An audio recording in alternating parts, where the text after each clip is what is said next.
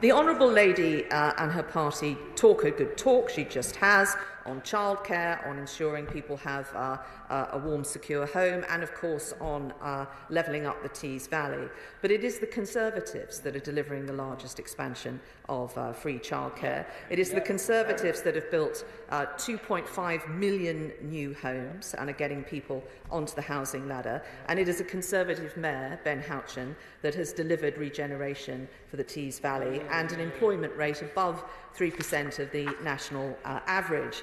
Again, in response to the need for more and better competition, the Conservatives are introducing legislation and schemes to strengthen the arm of the consumer, like Fair Fuel's Pump Watch.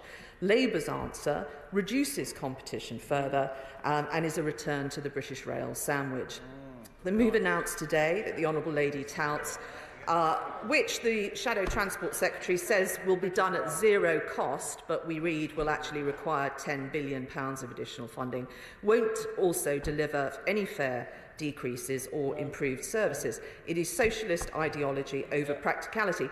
Even Lou Adams, ASLEF's former Secretary-General, said, and I quote, "In the public sector, all we got was cuts, cuts, cuts."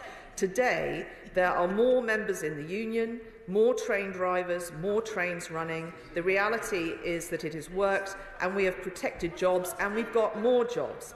The Honourable Lady raises the issue of Rwanda, and in response to the need for the British government to control access to the UK by foreign nationals, the Conservatives have been doing the hard yards of institutional and legal reform, introducing legislation establishing the Rwanda scheme, and the Home Secretary is working to modernise the international frameworks that govern this. In contrast, Labour have voted hundreds of times against that legislation and say that they will scrap the Rwanda scheme even if it is working.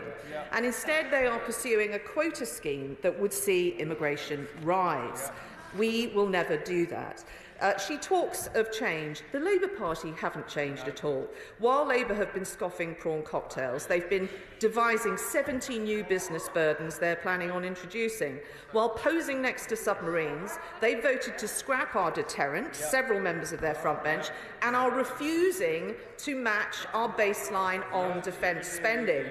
And while they criticise and sneer at those that do not celebrate the St George's flag, they are allowing some of them to occupy the Labour front bench.